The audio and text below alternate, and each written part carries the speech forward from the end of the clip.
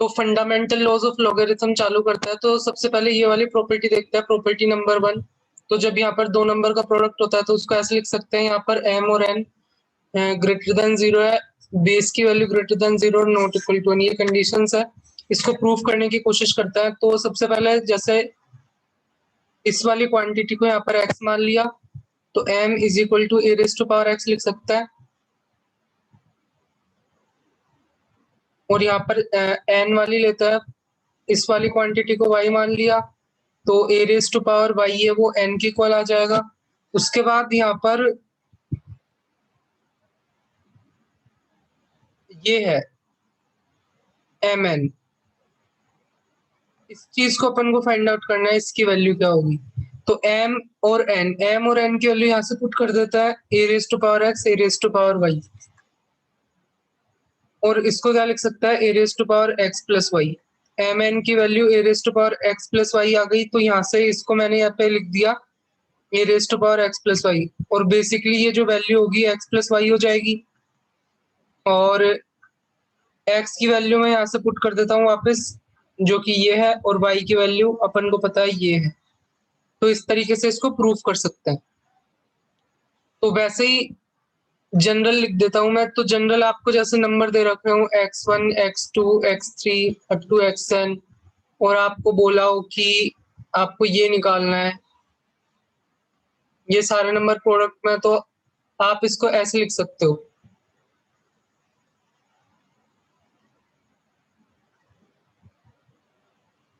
Last में up to log of xn। तो इस तरीके से इसको लिख सकता है। तो ये फर्स्ट प्रॉपर्टी थी। उसके बाद सेकंड प्रॉपर्टी देखता है। तो सेकंड प्रॉपर्टी है जो अपने पास, वो ये है, इस चीज को ऐसे लिख सकते हैं। इसमें भी बेसिकली वही है, अपन ने निकाला था m a raise to power x होगा, n a raise to power y होगा, तो m by n a raise to power x minus y हो जाएगा। दोनों तरफ log ले लेंगे एट द बेस a, तो इसकी वैल्यू x माइनस y आ जाएगी, x की वैल्यू पुट कर देंगे एंड y की वैल्यू पुट कर देंगे। तो इस तरीके से इसको प्रूव कर सकते हैं। ये n, यहाँ पे y, x और y की वैल्यू यहाँ पे पुट कर दी अपन ने, तो ये सेकंड लॉ हो गया। तो यहाँ पर अपन को 3 प्रॉब्लम सॉल्व करनी है। तो फर्स्ट प्रॉब्लम लेता है। तो यहाँ पर अभी अपन ने प्रॉपर्टी देखी थी, इसको ऐसे लिख सकता है, log of 10 eight the base 10, ये वैल्यू 1 हो जाएगी। इस वाले में भी इसी प्रॉपर्टी का अप्लाई करेंगे। तो यहाँ पर ये 11 माइनस 12 आ जाएगा, इन दोनों का product a plus b a minus b, तो ये log ऑफ, तो इसकी वैल्यू 2 होती है। पता है आपको कैसे निकालता है, सिंपली इस तरीके से। और थर्ड प्रॉब्लम भी देख लेता है। तो थर्ड प्रॉब्लम में क्या करना है, अभी मैंने बताया था कि इस वाली क्वांटिटी को ऐसे लिख सकता है, तो log of 7 eight the base 7 1, तो इस तरीके से इसको सॉल्व कर सकते हैं। तो इस तरीके से अप्लाई कर सकते हैं। तो यहाँ पर जो नेक्स्ट प्रॉपर्टी है अपने पास, बाकी सारी चीजें ऐसे ही दे रखी हैं, b belongs to real number है, a greater than 0, a not equal to 1, ये ग्रेटर देन 0, और अपन को ये, आपने ये प्रॉपर्टी बहुत बार यूज की होगी, इसका प्रूफ देखता है। तो सबसे पहले यहाँ पे क्या करना है, ये जो चीज है इसको कुछ मान लेता है, मान लो p मान लिया। p मानने के बाद हम क्या लिख सकता है, इसको a raise to power p लिख सकता है। a raise to power p लिखने के बाद यहाँ पर अपन आगे क्या करने वाला है, यहाँ से m की वैल्यू देखता है। तो दोनों तरफ जो m की वैल्यू को ऐसे लिख सकता है सिंपली, और यहाँ से दोनों तरफ log eight the base a ले लेंगे, तो इस चीज को ऐसे लिख सकते हैं, ये ऊपर p है, p बाय b, यहाँ से अपन ने इसको ऐसे लिख दिया, और अपन यहाँ से p की वैल्यू फाइंड आउट कर लेता है।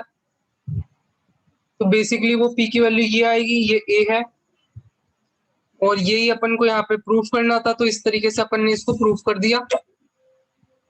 सेकंड प्रॉपर्टी है इसी टाइप की प्रॉपर्टी के अंदर की, यहाँ पर अगर बेस पे पावर दे रखी हो तो वो 1/b के फॉर्म में, जैसे b पावर दे रखी है तो 1/b के फॉर्म में आएगी। तो इसका प्रूफ देखते हैं। तो वैसे ही जैसे अपन ने लास्ट प्रूफ किया था उसके जैसे ही करेंगे। तो इसको कुछ p मान लेता है।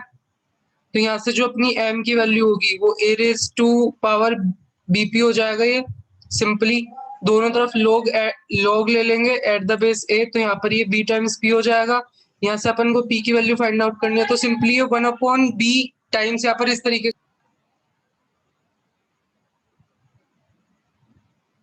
तो इस तरीके का अपने पास आ गया और यही अपन को प्रूफ करना था, तो इस तरीके से इसको सॉल्व कर सकते हैं।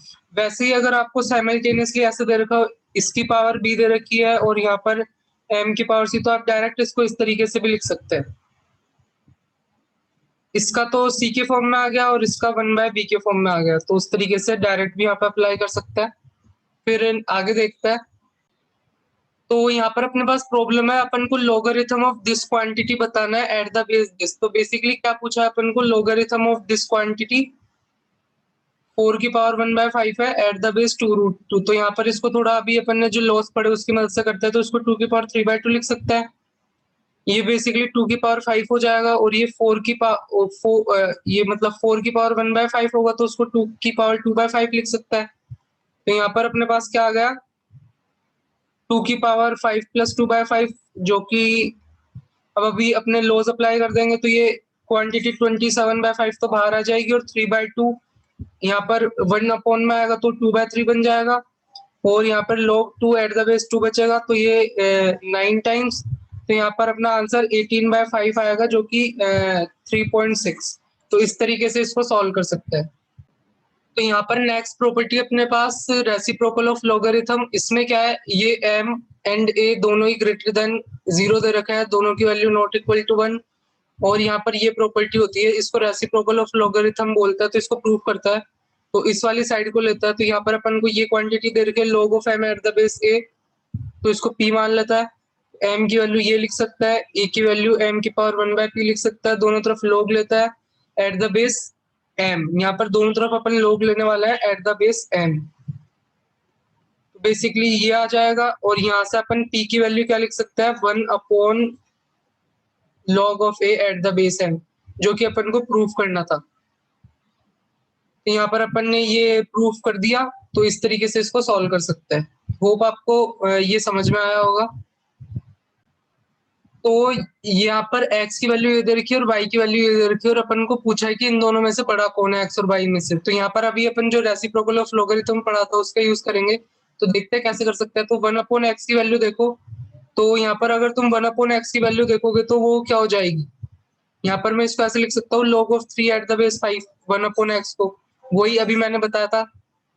और इसको ऐसे भी लिख सकता है 1/2 and log of 9 eight the base 5। और वैसे ही अगर तुम 1/y को देखोगे तो उसको तुम ऐसे लिख सकते हो, और यहाँ पर ये क्या हो जाएगा, बेसिकली यहाँ पे 5 का स्क्वायर, और इसका मैंने बताया था ऐसे लिख सकते हैं, तो ये log of 17 eight the base 5 आ जाएगा। तो यहाँ पर बेस 5 दे रखा है, तो मतलब ग्रेटर देन 1 तो अंदर की वैल्यू जितनी बड़ी होगी तो अपनी वैल्यू उतनी बड़ी आएगी। तो यहाँ पर basically 1/y greater than 1/x है और दोनों ही वैल्यू पॉजिटिव है, तो यहाँ पर सिंपली अपन को पता चल रहा है x ग्रेटर देन y होगा। तो इस तरीके से अपन यहाँ पर बता सकते हैं। तो यहाँ पे अपन ने रेसिप्रोकल ऑफ लॉगरिथम का यूज किया। तो यहाँ पर अपन नेक्स्ट प्रॉपर्टी लेते हैं, चेंज ऑफ बेस। तो यहाँ पर अपन को m a एंड b ये ग्रेटर देन 0 दे रखा है और a और b नॉट इक्वल टू 1 दे रखा है। तो यहाँ पर अपन को चेंज ऑफ बेस का देखते हैं। तो मान लो इस वाली जो क्वांटिटी है इसको अपन ने वही p मान लिया। उसके बाद यहाँ से लिख सकता है a raise to power p है जो m के इक्वल होगा। दोनों तरफ क्या करना है, log लेना है एट द बेस b। तो यहाँ पे तुमने log लिया एट द बेस b, ऐसे लिख सकते हो, ठीक है। और इस वाली क्वांटिटी को ऐसे लिख सकते हैं। फिर यहाँ पे अपना log of m eight the base b चल ही रहा है। अब यहाँ से जो p की वैल्यू है जो अपन ने मानी थी वो यहाँ पे पुट कर देंगे।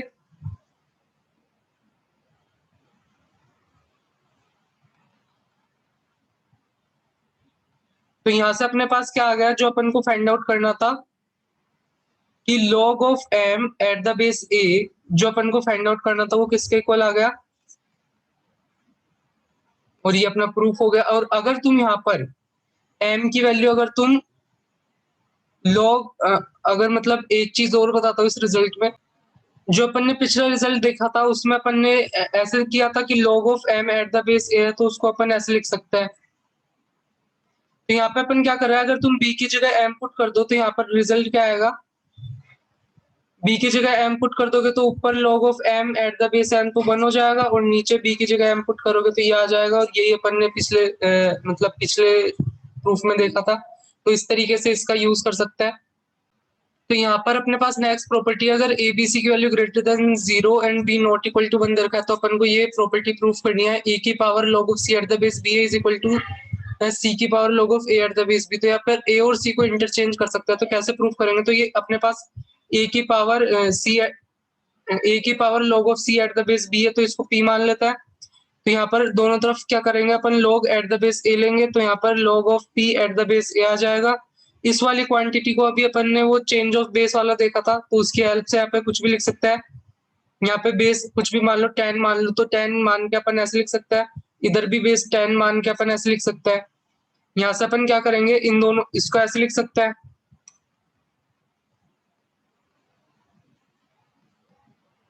और यहाँ से फिर अपन वो प्रॉपर्टी लगा देंगे, तो इसको ऐसे भी लिख सकते हैं।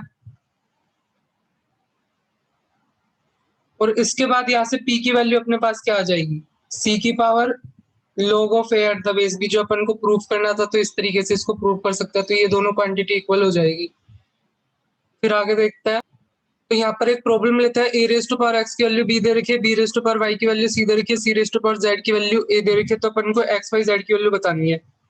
तो यहाँ पर x को क्या लिख सकता है, log of b eight the base a, y को क्या लिख सकता है, log of c eight the base b, z को क्या लिख सकता है, log of a eight the base c। अब ये प्रोडक्ट की वैल्यू अपन को निकालनी है, तो यहाँ पे पुट कर देंगे log of c eight the base b, log of a eight the base c। और अभी अपन ने देखा था, इस वाली क्वांटिटी को अपन ऐसे लिख सकता है, तो मैंने यहाँ पे मान लो 10 बेस चेंज करके बेस में 10 में ला रहा हूँ सबको, तो इसको ऐसे लिख सकता है ना, अभी मैंने बताया था। और फिर यहाँ से कैंसिल हो जाएगा और उसकी वैल्यू 1 आ जाएगी। तो इस तरीके से अपन इसको सॉल्व कर सकते हैं।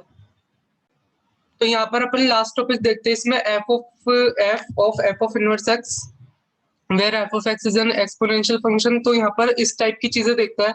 तो यहाँ पर f ऑफ x एक एक्सपोनेंशियल फंक्शन दे रखा है। तो आपको पता है एक्सपोनेंशियल फंक्शन का जो इनवर्स होता है वो लोगरिथमिक फंक्शन होता है।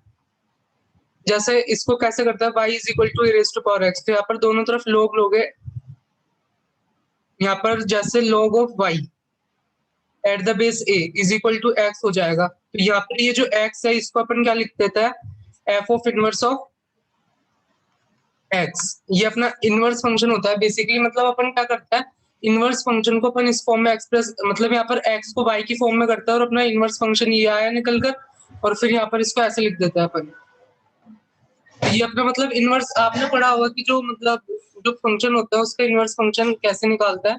तो बेसिकली जो एक्सपोनेंशियल फंक्शन का जो इनवर्स फंक्शन होता है लॉगरिथमिक फंक्शन होता है। जैसे यहाँ y को a raise to power x के फॉर्म में लिखा मैंने, y is equal to a raise to power x, तो x को मैंने y की फॉर्म में कन्वर्ट करने की कोशिश की, तो अपने पास ये आया। तो ये अपना मतलब क्या हो गया, इनवर्स फंक्शन। तो मैंने यहाँ पे इसको इस फॉर्म में लिख दिया।